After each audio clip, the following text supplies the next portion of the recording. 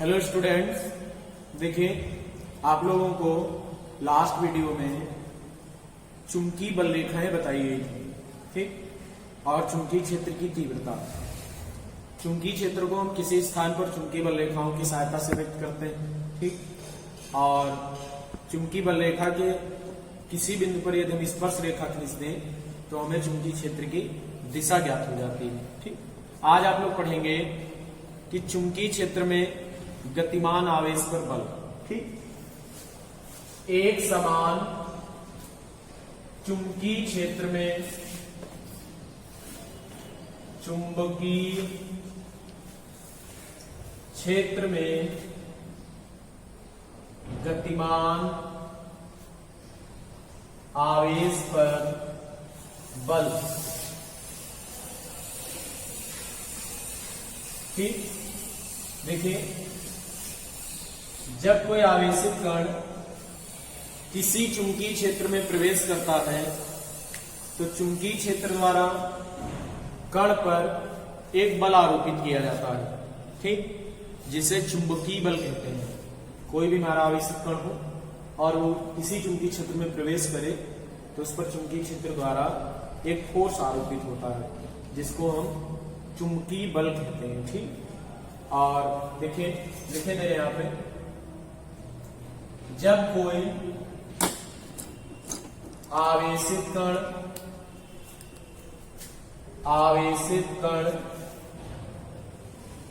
किसी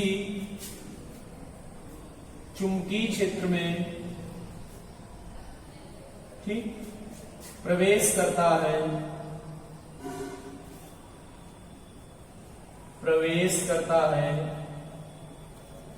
तो कण पर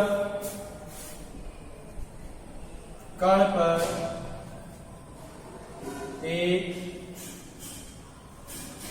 बल आरोपित होता है, ठीक। कण पर एक बल आरोपित होता है जिसे चुंबकीय बल कहते हैं। चुंबकीय बल कहते हैं, ठीक है।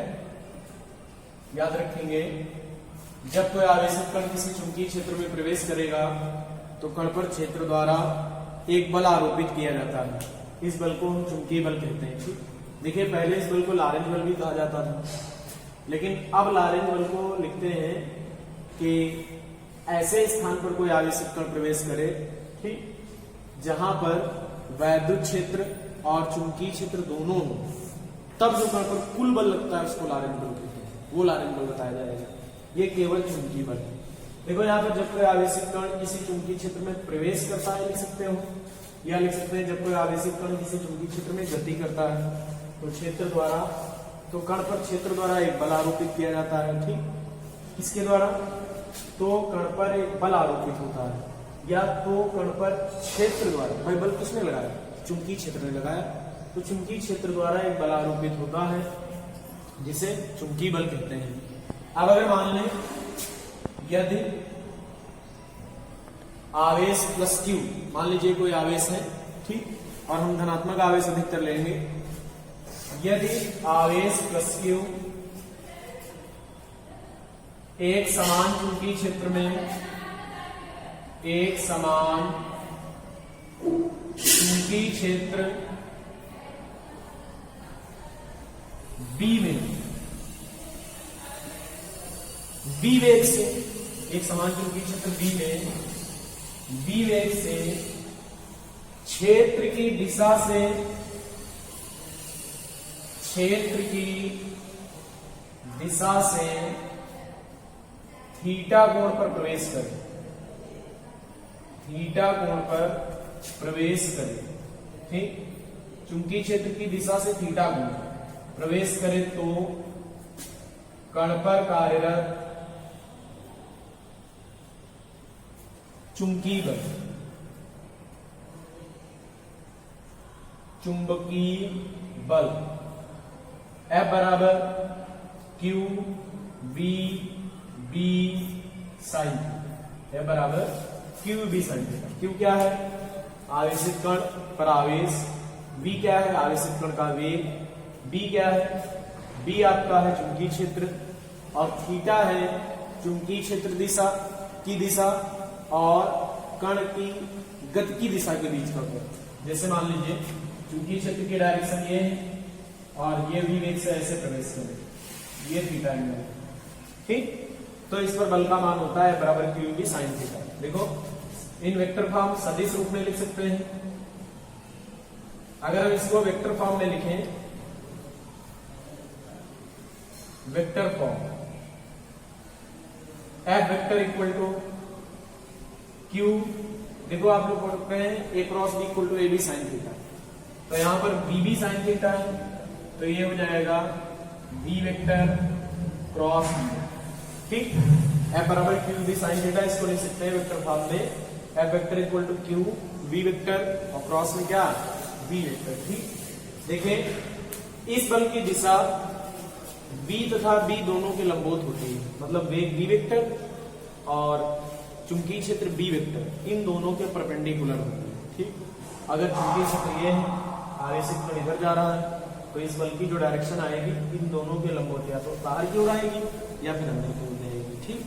वो पेज के नियम के अनुसार, पेज के नियम के अनुसार क्रॉस प्रोडक्ट की दिशा ज्ञात करते हैं। जो इसकी डायरेक्शन होगी क्रॉस प्रोडक्ट की, देखो ए क्रॉस बी अगर निकालते हैं तो ए क्रॉस बी की दिशा ए और बी दोनों के लंबवत होती है। यहाँ पर अगर हम बी क्रॉस बी निकालें तो बी और बी क्रॉस बी की जो डायरेक्शन आएगी बी और बी दोनों के परपेंडिकुलर आएगी, और जो इसकी डायरेक्शन है वही इसकी, तो इस बल की दिशा बी था बी दोनों के लंबवत होती है। यहां पर लिख देंगे इस बल की दिशा v वेक्टर तथा b वेक्टर दोनों के लंबवत होती है, ठीक। वैसे तो इस बल की जो डायरेक्शन है v और b दोनों के लंबवत पेंच के नियमानुसार होती है।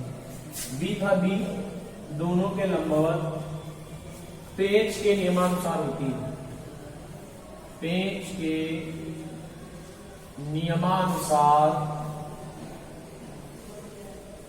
होती है, ठीक। इस बल की डायरेक्शन v और b दोनों के लंबवत पेंच के नियमानुसार होती है। और वैसे इस बल की दिशा निकालने के और भी तरीके हैं, आपको बताएंगे दाएं हाथ की हथेली का नियम नंबर 2, ठीक।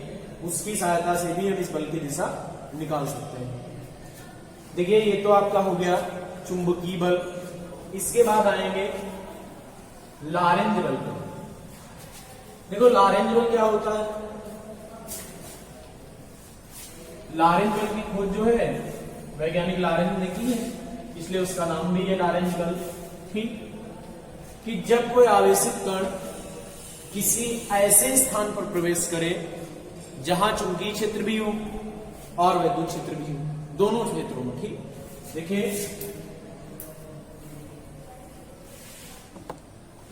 लारेंज बल कोई ऐसा स्थान हो जहां पर चुंबकीय क्षेत्र भी हो और वैद्युत क्षेत्र भी हो, ठीक। और आवेशित कण किसी वेग से इस क्षेत्र में चले, मान लो v वेग से चलेगा, ठीक। q आवेश प्लस q, तो देखिए आवेशित कण पर एक चुंबकीय बल लगेगा q बराबर q b क्रॉस b, ये चुंबकीय बल, ठीक। और आवेशित कण पर वैद्युत बल भी लगेगा F इलेक्ट्रिक QE। इन दोनों बलों का जो वेक्टर योग होगा अर्थात F equal to FE plus FN, वैद्युत बल और चुंबकीय बल दोनों का जो कुल होगा, जो इनका वेक्टर योग आएगा वो लारेंज बल है। अब वेक्टर योग ऐसा भी हो सकता है, यहाँ पर माइनस भी आ सकता है, ठीक। हो सकता है QE ऊपर लगे QB नीचे लगे, ऐसा हो सकता है, तो यहाँ माइनस भी ले सकते हैं। हमने सदिश रूप में लिख दिया है, परिमाण लिखेंगे तो चिन्हों का यूज करेंगे, ठीक। तो याद रखेंगे कि कोई हमारा आवेशित कण एक ऐसे स्थान पर प्रवेश करे जहां वैद्युत बल भी हो और चुंबकीय बल भी हो, ठीक। वैद्युत बल और चुंबकीय बल दोनों का जो परिणामी बल होगा वो क्या है, लारेंज बल। ठीक, क्या लिखेंगे कि जब कोई आवेशित कण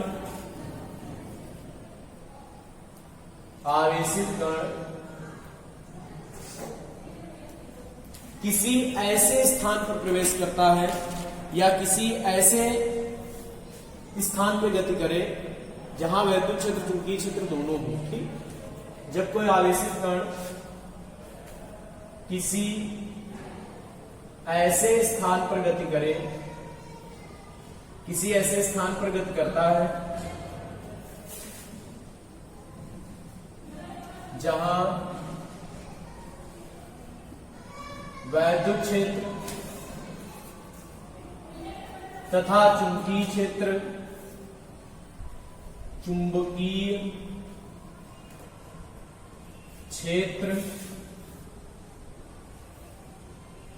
दोनों उपस्थित हो, वैद्युत क्षेत्र भी हो और चुंबकीय क्षेत्र भी हो। जहां वैद्युत क्षेत्र और चुंबकीय क्षेत्र दोनों उपस्थित हो, यहां पर लिख देंगे जब कोई आवेशित कण है तो कण पर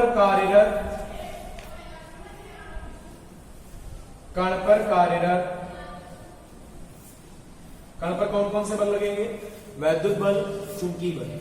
वैद्युत बल था चुंबकीय बल के परिणामी बल को लारेंज बल कहते हैं। ठीक, तो कण पर कार्यरत वैद्युत बल तथा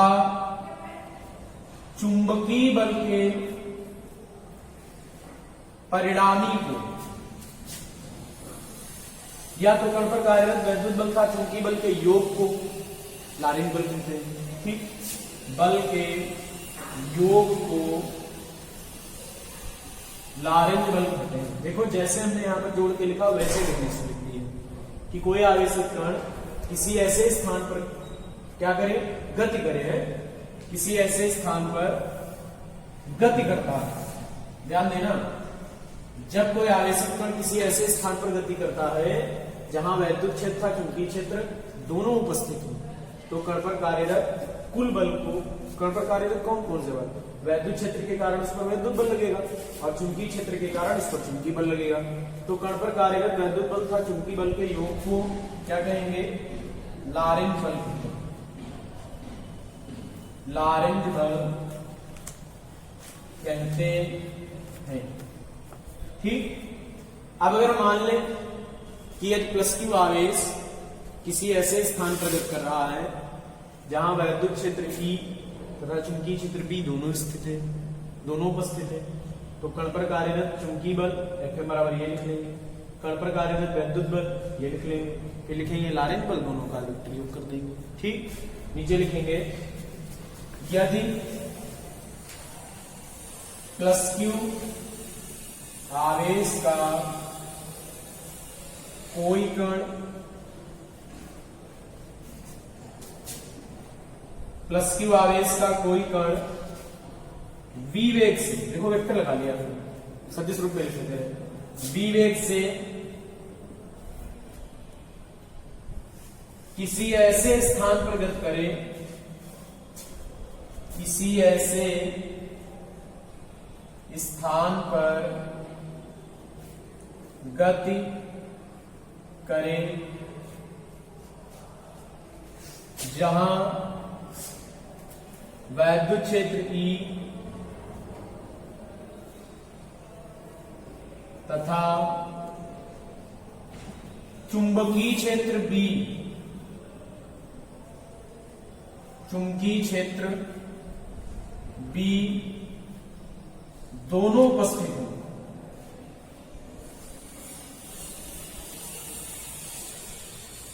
तो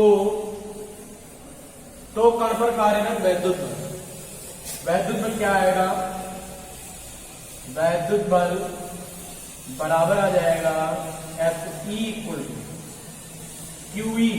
देखो जो वैद्युत बल की दिशा होती है वो वैद्युत क्षेत्र की दिशा ही में होती है, धनावेश पर वैद्युत बल की दिशा वैद्युत क्षेत्र की दिशा में होती है, तो F इलेक्ट्रिक हो जाएगा QE। चुंबकीय बल क्या आएगा चुंबकीय बल Fm, F मैग्नेटिक फोर्स क्या आएगा, Q V vector cross B vector. ये हो गया चुंबकीय बल। अब इन दोनों बलों का क्या निकाल ले, परिणामी योग निकाल ले। ठीक, लिखेंगे लारेंज बल दोनों का योग है, लिखेंगे इसलिए लारेंज बल F vector equal to Fe plus क्या, Fm। ठीक, Fe प्लस Fm। बताइए Fe का मान कितना है, QE, और Fm का मान कितना है, QV वेक्टर क्रॉस B। ठीक, या यहां से Q आप कॉमन ले सकते हैं, तो क्या बचेगा, E vector plus V vector cross B। ये लारेंज बल का सूत्र है।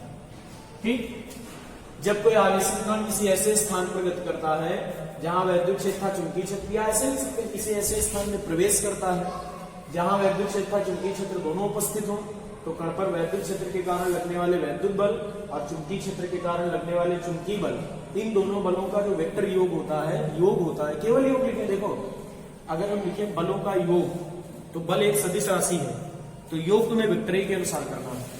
ठीक, जैसे आदिशों के योग में लिख दे योग, उसका अर्थ है सामान्य का सीधा योग। लेकिन अगर लिखा जाए कोई सदिश राशि का योग, तो उसका वेक्टर योग होता है। तो योग को लारेंज बल कहते हैं। यदि प्लस क्यू आवेश का कोई कण v वेग से किसी ऐसे स्थान पर गति करे जहां वैद्युत क्षेत्र E तथा चुंबकीय क्षेत्र भी दोनों उपस्थित है। अब ये किधर भी हो, इससे अभी मतलब नहीं है, किधर भी हो इससे मतलब तो हम बाद में लगाएंगे, बल की डायरेक्शन देखेंगे, फिर उनको जोड़ेंगे। वैद्युत बल निकाल लिया, चुंबकीय बल निकाल लिया, इन दोनों का टोटल कर दिया, लारेंज बन गया। तो F वेक्टर बराबर हो गया QV और प्लस क्या हो गया, QV वेक्टर क्रॉस क्या हो गया, B वेक्टर। ठीक, तो इस प्रकार से हम ज्ञात कर सकते हैं लारेंज बल। अब देखिए, लारेंज बल का थोड़ा एक यूज होता है, आपकी एक मान लो युक्ति जैसी बनाई हुई, ठीक, जिसका नाम है वेग फिल्टर। वेग फिल्टर क्या होता है, नाम ही से स्पष्ट है कि वेग फिल्टर का उपयोग विशेष वेग से गतिमान कणों को अलग करने के लिए किया जाता है। जैसे कहीं पर बहुत सारे कण गतिमान हैं और हमें किसी विशेष वेग से गतिमान कणों को अलग करना है, तो उसके लिए हम यूज करेंगे वेग फिल्टर। ठीक, तो अगला आपका टॉपिक हो जाएगा वेग फिल्टर। देखो, समझना है, ठीक, लिखना बहुत ज्यादा नहीं है, केवल आपको ये समझना है कि वेग फिल्टर का क्या किया जाता है और वेग फिल्टर में हम किस प्रकार से चुंबकीय क्षेत्र वैद्युत क्षेत्र का उपयोग करते हैं। ठीक, वेग फिल्टर, ठीक, जल को फिल्टर करते हैं तो बिल्कुल शुद्ध जल प्राप्त करते हैं। ठीक, और वेग फिल्टर में हम विशेष, जैसे हमें चाहिए बहुत सारे कण गतिमान हो और उनमें से हमें निकालना है 2 मीटर प्रति सेकंड से गतिमान कण, तो उसके लिए एक व्यवस्था बनाई जाएगी, उसका नाम होगा वेग फिल्टर। तो वेग फिल्टर का उपयोग किसी स्थान पर विशेष वेग से गतिमान कणों को पृथक करने के लिए किया जाता है।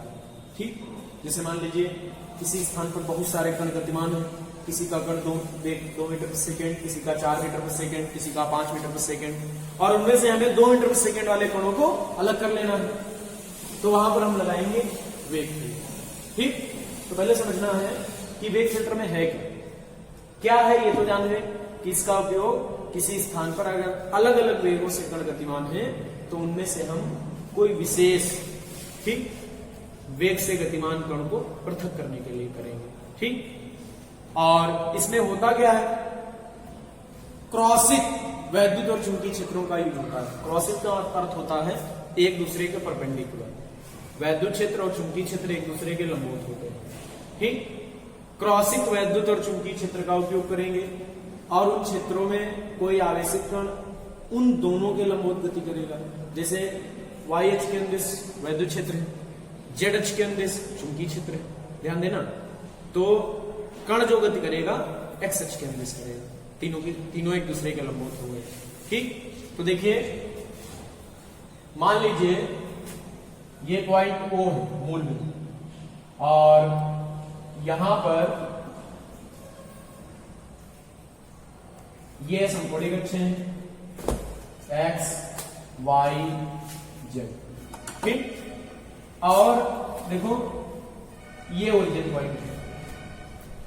वैद्युत क्षेत्र की दिशा ये वाई अक्ष के अनुदिश, चुंबकीय क्षेत्र की दिशा जेड अक्ष के अनुदिश, ठीक। और एक आवेशित कण प्लस क्यू एक्स अक्ष के अनुदिश गति कर रहा है। मान लीजिए आवेशित कण प्लस क्यू है, ठीक। ऐसे बनाते हैं, प्लस क्यू आवेश का कोई कण है, कितने वेग से चल रहा है, v वेग से, किस डायरेक्शन में चल रहा है, एक्स अक्ष की दिशा। वैद्युत क्षेत्र किधर लगा, वाई अक्ष की दिशा में। चुंबकीय क्षेत्र किधर है, जेड अक्ष की दिशा में। ध्यान देना, ये वैद्युत क्षेत्र की डायरेक्शन है, ये चुंबकीय क्षेत्र की डायरेक्शन है, जेड अक्ष। जेड अक्ष ऐसे बनी है, ऐसे, ठीक। अब कण पर वैद्युत बल लगेगा, कण पर चुंबकीय बल लगेगा। वैद्युत बल का मान QE होगा। QE वैद्युत बल हमेशा वैद्युत क्षेत्र की दिशा में ही लगता है, धनावेश। अगर ऋणावेश होता तो वैद्युत क्षेत्र की विपरीत दिशा में लगता है। चुंबकीय बल में लगता है, V और B दोनों के लंबवत कार्य करता है, ठीक। अब बताइए एक्स अक्ष और वाई अक्ष, एक्स अक्ष और जेड अक्ष के अंदर वाई अक्ष होगी। और चुंबकीय बल कण पर इस प्रकार लगे कि वो जिस दिशा में वैद्युत बल लगा उस दिशा में ना जाए, उसके अपोजिट आ जाए। अपोजिट दिशा निकालेंगे यहां पे, तो चुंबकीय बल की डायरेक्शन आएगी नीचे की। चुंबकीय बल नीचे की ओर लगेगा, वैद्युत बल ऊपर की ओर लगेगा। अगर चुंबकीय बल वैद्युत बल दोनों बराबर हो जाएं तो कण बिना विक्षेपित किए चला जाएगा। भाई चुंबकीय बल जितना नीचे लगे उतने वैद्युत बल ऊपर लग जाए तो कण पर नेट बल 0 हो जाएगा, कण एक विशेष वेग से चलता हुआ चला जाएगा, ठीक। तो हमने मान लिया कि किसी बिंदु पर वाई अक्ष के अंदर वैद्युत क्षेत्र E, जेड अक्ष के अंदर चुंबकीय क्षेत्र B तथा प्लस क्यू आवेश एक्स अक्ष के अंदिश V वेग से गतिमान है, ठीक, या V वेग से प्रवेश करता है। तो देखो सबसे पहले हम सदिश लिख ले रहे हैं।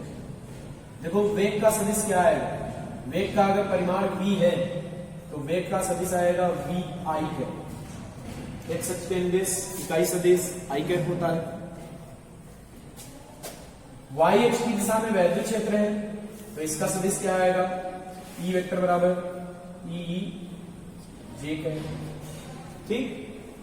और जेड अक्ष के अंदर चुंबकीय क्षेत्र है तो इसका सदिश क्या आएगा, B K कैप। देखो ये परिमाण है, ये एकांक सदिश है। अब थोड़ा यहां पर लिख लेते हैं, पहले हम लिख देते हैं वेग फिल्टर का क्या उपयोग। तो लिखेंगे इसका उपयोग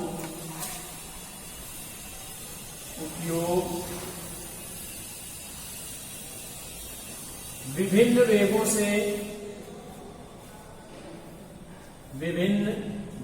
से गतिमान कणों में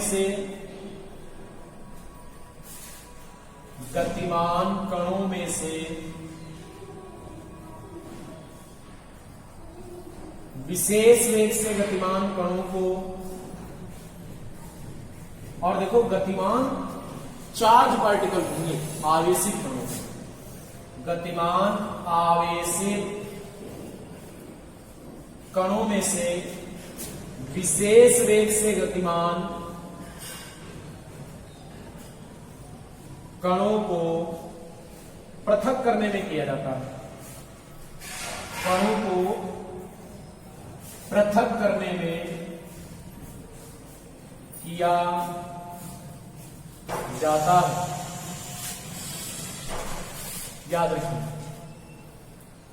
ठीक। इसमें क्रॉसिक वैद्युत चुंबकीय क्षेत्र का उपयोग करते हैं।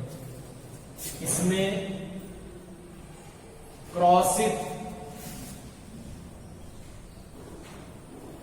वैद्युत क्षेत्र, क्रॉसिक का एक दूसरे के लंबवत, वैद्युत क्षेत्र तथा चुंबकीय क्षेत्र का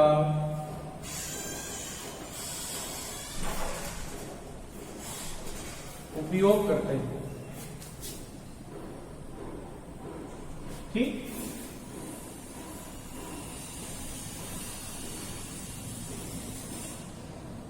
और यदि इन क्षेत्रों में कोई आवेशित कण इन दोनों के लंबवत गति करे और उस पर कार्यरत नेट बल 0 तो कण बिना विक्षेपित हुए गति करता हुआ चला जाता है। ठीक, मतलब हमारा जो आवेशित कण है इन क्षेत्रों के लंबवत गति करेगा और लंबवत गति करने पर इस प्रकार वैद्युत क्षेत्र और चुंबकीय क्षेत्र के मानों को हम व्यवस्थित करें कि वैद्युत बल और चुंबकीय बल दोनों पर बराबर लगे। कण पर वैद्युत बल जितना लगे उतना ही विपरीत दिशा में चुंबकीय बल लगे, तो कण बिना विक्षेपित हुए गति करता हुआ चला जाएगा। ठीक, यहां पर हम लिख दे रहे हैं कि जब कोई आवेशित कण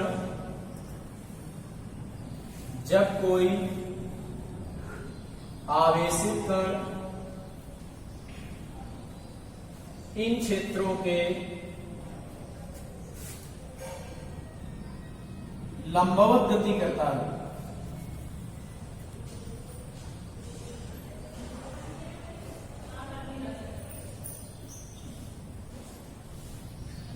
तो जब कोई आवेशित कण इन क्षेत्रों के लंबवत गति करता है तथा उस पर कार्यरत वैद्युत बल व चुंबकीय बल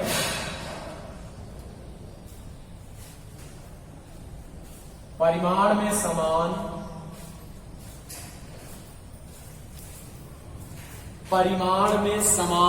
तथा दिशा में विपरीत हो। ठीक, परिमाण में समान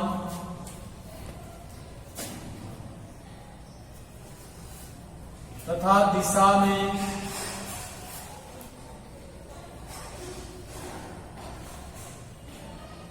विपरीत हो तो कण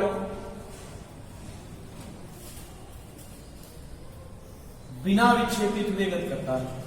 ठीक, तो कण इन दोनों क्षेत्रों में बिना विक्षेपित हुए गति करता है। ठीक, इतना ध्यान रखना है। इसका उपयोग भिन्न भिन्न वेगों से गतिमान कणों में से विशेष वेग से गतिमान कणों को पृथक करने में किया जाता है। इसमें क्रॉसित वैद्युत क्षेत्र चुंबकीय क्षेत्र का उपयोग करते हैं।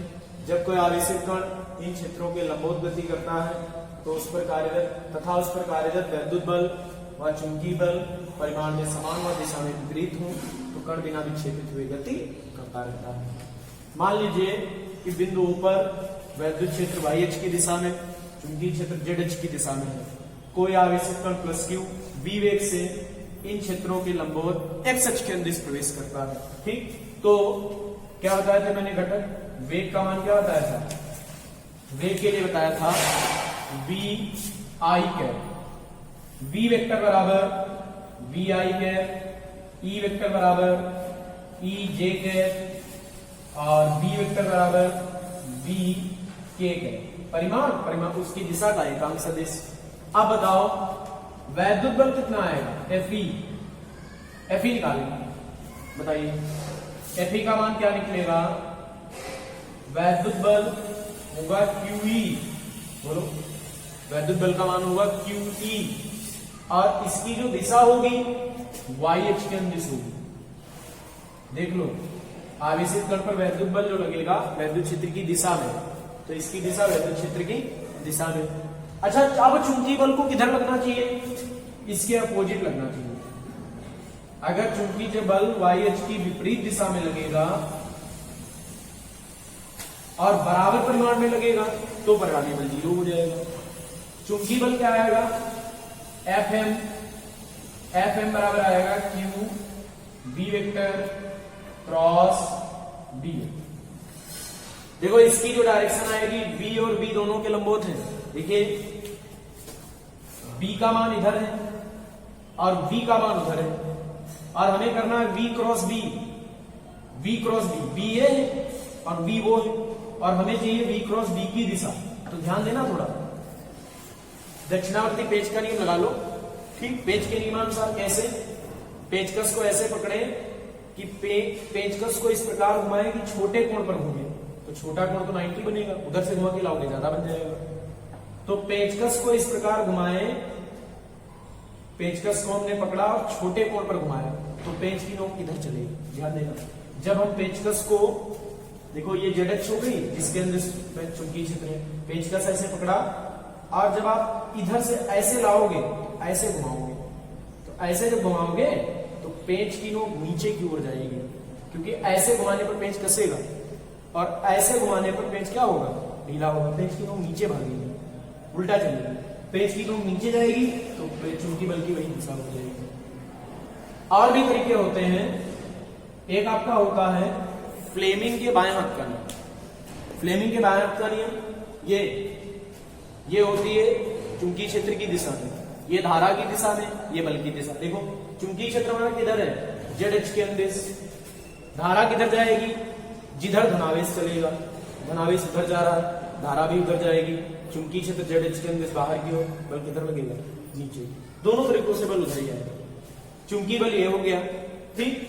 अब थोड़ा ध्यान दो, क्यू ई को लिख सकते हैं ई जे के, बोलो, और इसको जरा देखो, क्यू बी का मान क्या है, बी आई के क्रॉस बी का मान बी के ध्यान देना, ये हो जाएगा क्यू बी बी और क्या आएगा आई क्रॉस के माइनस का जे, के क्रॉस आई होता है प्लस का जे के और आई क्रॉस के होता है माइनस का जे के, तो माइनस का जे मान है। वैद्युत बल ये हो गया, चुंबकीय बल ये हो गया, ठीक। अब अगर हम लॉरेंज बल निकाले तो इन दोनों को जोड़ दें, लिखेंगे कण पर कार्यरत लॉरेंज बल, ठीक है। क्या आएगा, कण पर कार्यरत लॉरेंज बल, बताओ कण पर कार्यरत लॉरेंज बल क्या आएगा, एफ वेक्टर बराबर F E plus F M.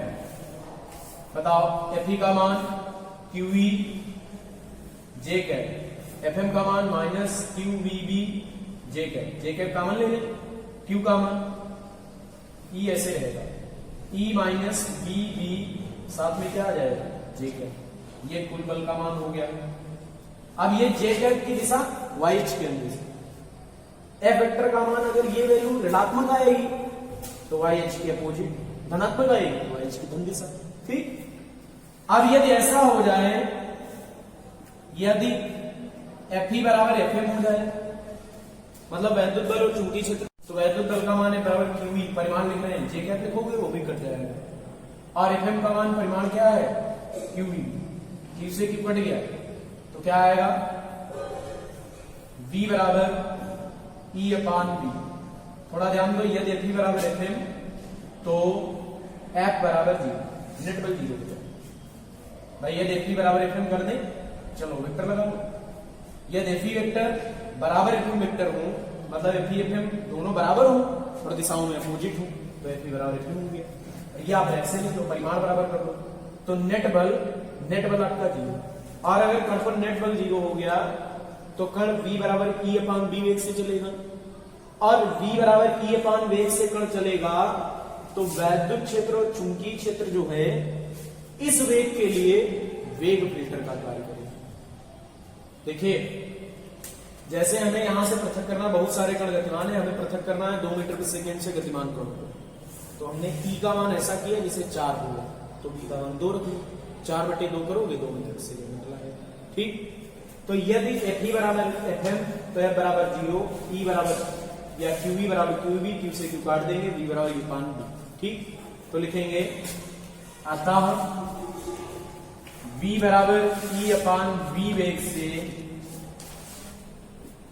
गतिमान कणों के लिए क्रॉसित वैद्युत क्षेत्र व चुंबकीय क्षेत्र, क्रॉसित वैद्युत क्षेत्र व चुंबकीय क्षेत्र वेग फिल्टर का कार्य करते हैं, वेग फिल्टर का कार्य करते हैं। याद रखना, अगर ये बल और ये बल दोनों बराबर हो गए तो Fe का परिमाण QE और Fm का परिमाण QED दिशाओं में विपरीत हो गए। ये देखिए बराबर Fm उनकी दिशाएं पॉजिटिव, यहां से देख लो, ये केवल दिशा तो हमने ही लिख दी, ये केवल Fe बराबर Fm हो जाए तो कण पर नेट बल 0 हो जाएगा, तो इनका वेग निकल आएगा E अपान V। तो E अपान V वेग से जितने भी कण गतिमान होंगे उन सभी कणों के लिए जो प्राशित वैद्युत चुंबकीय क्षेत्र है वो काहे का कार्य करेगा, वेग फिल्टर का कार्य करेगा।